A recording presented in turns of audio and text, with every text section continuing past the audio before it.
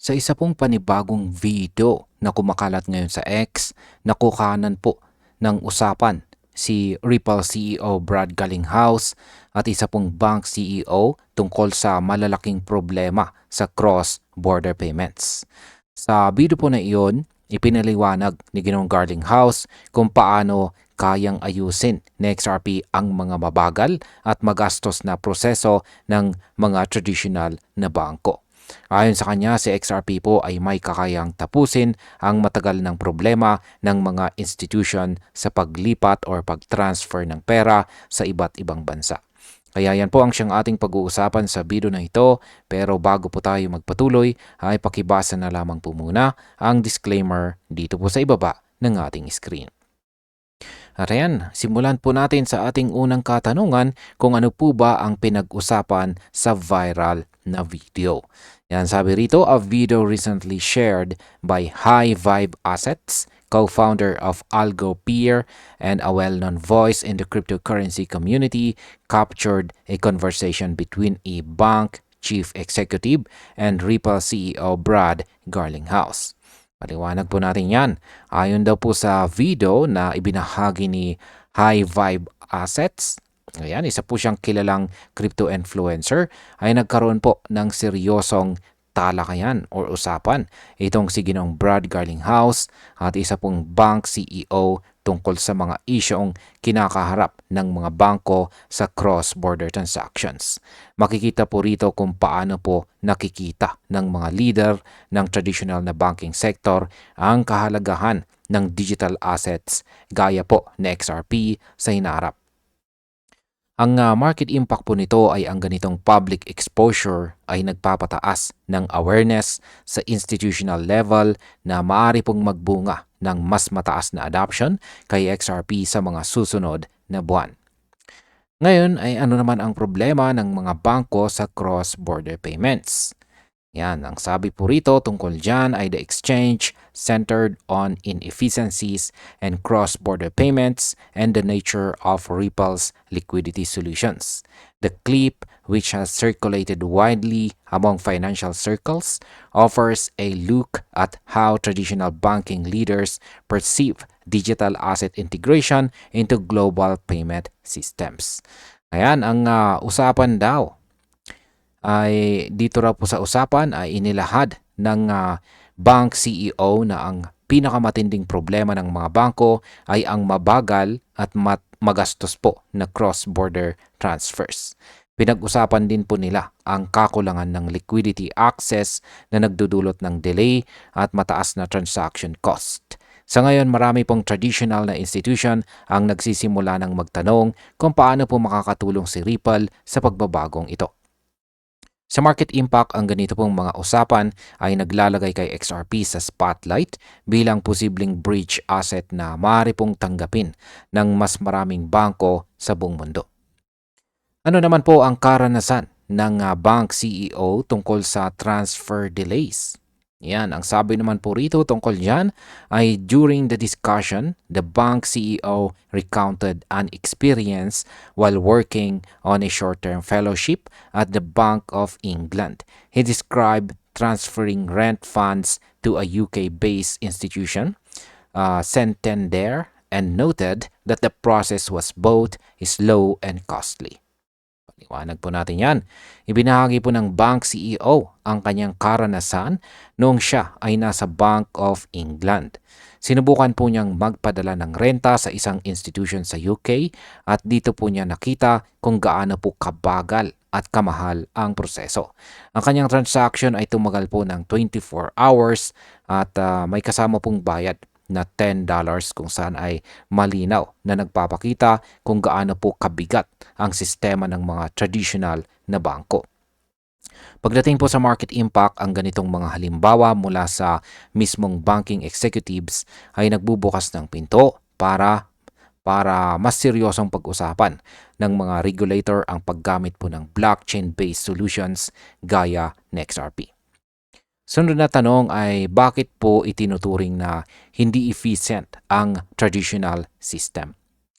Yan, sabi po rito ay the transaction took 24 hours to complete and cost $10 in fees, highlighting the friction that persists in cross-border banking transfers even between major financial centers. The CEO noted that while the amount might seem minor to some, it still illustrates inefficiency in the system. Ayan po, ayon po sa CEO, bagaman maliit ang $10 na fee para sa ilan, ito po ay malinaw na halimbawa ng inefficiency. Ibig pong sabihin kahit sa mga pangunahing financial hubs tulad ng London, may delay pa rin sa paglipat or pag-transfer ng pera.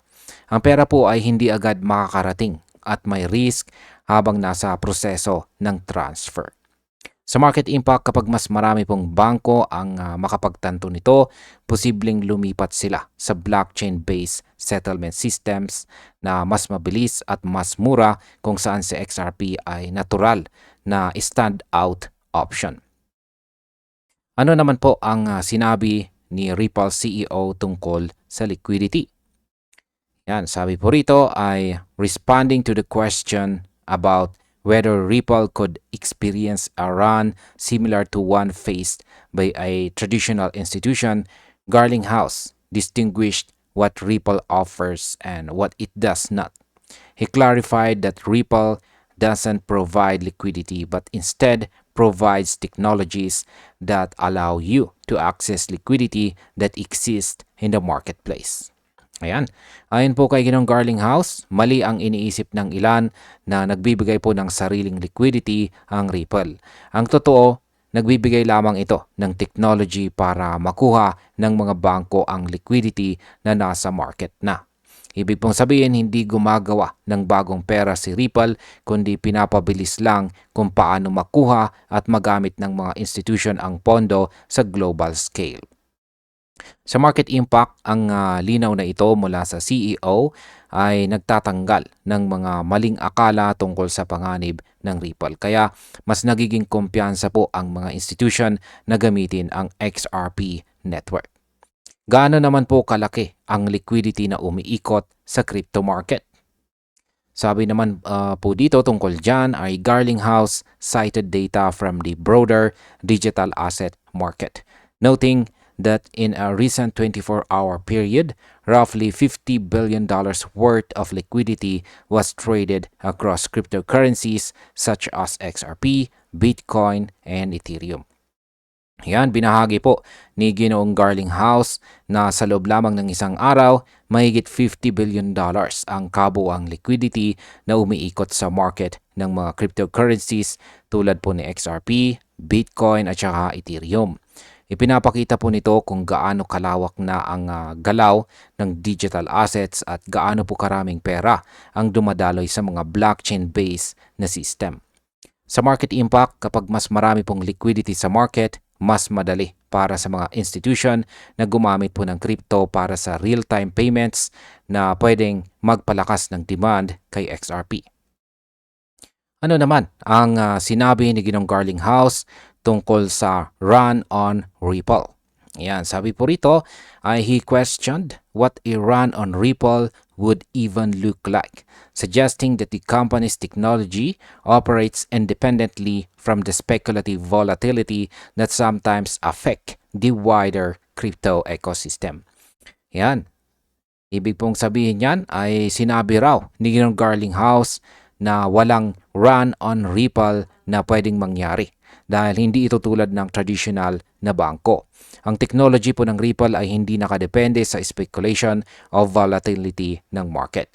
Sa halip, ito po ay nakatuon sa paggamit ng technology para mapabilis at maprotektahan ang bawat transaction sa pamamagitan ng XRP ledger. Ang market impact po nito ay nakakatulong sa imahe ni Ripple bilang stable infrastructure provider at hindi simpleng crypto token company. Kaya mas pinagkakatiwalaan ito ng mga financial institutions. Paano naman po binabago ng XRP ang bilis at security ng transaction? Sabi po rito ay Garlinghouse went on to highlight that transactions using XRP can settle in as little as 3 seconds, eliminating the waiting periods and exposure risk described by the bank CEO. This rapid settlement capability, he said, demonstrates the value of digital asset technology in addressing long-standing inefficiencies and global finance. Yan, ayon daw po kay Ginong Garlinghouse, kayang matapos na XRP ang isang transaction sa loob lamang ng 3 seconds. Sa ganitong bilis, nawawala po ang panganib ng delays at loss of funds na naranasan ng bank CEO. Ipinapakita po nito na ang blockchain solutions tulad po ni XRP ay kayang ayusin ang mga kahinaan at traditional system ng global payment. Sa market impact, ang ganito pong bilis ay malaking advantage na pwede pong magpataas sa adoption ng XRP lalo na sa mga institusyong naghahanap ng real-time settlement system. Paano naman po magbabago ang hinaharap ng banking dahil kay XRP? Sabi rito ay the exchange underscored the ongoing gap between traditional banking infrastructure and blockchain-driven system designed for instant payments. Ripple intends to revolutionize traditional cross-border payments using XRP, and this approach will address the problems faced by bank CEOs. Ayan. Ang usapan daw po ni Ginong Garlinghouse at ng bank CEO ay nagbigay linaw sa malaking agwat ng traditional na banking system at ng blockchain-based na technology. Layunin po ni Ripple na baguhin ang sistema ng cross-border payments gamit sa XRP bilang tulay sa pagitan po ng fiat at saka digital assets. Kapag tuluyang naipatupad po ito, mawawala na ang matagal na problema ng mabagal at magastos na transactions.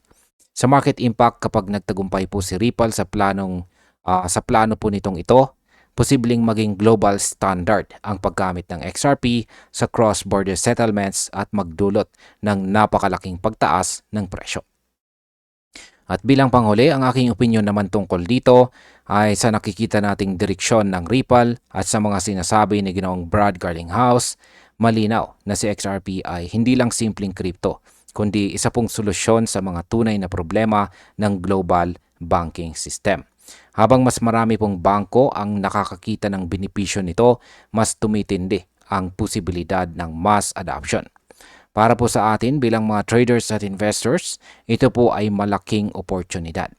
Ang hamon lang ay manatiling maingat at updated dahil kahit promising po si XRP, mabilis ding nagbabago ang dynamics ng crypto market. Pero kung matutuloy po ang implementasyon ng XRP sa mga global payments, posibleng ito na ang simula ng bagong panahon ng mabilis, mura at secure na transaction. At ayan, hanggang dito na lamang po tayo sa video na ito mga ka-crypto. Maraming salamat sa panonood.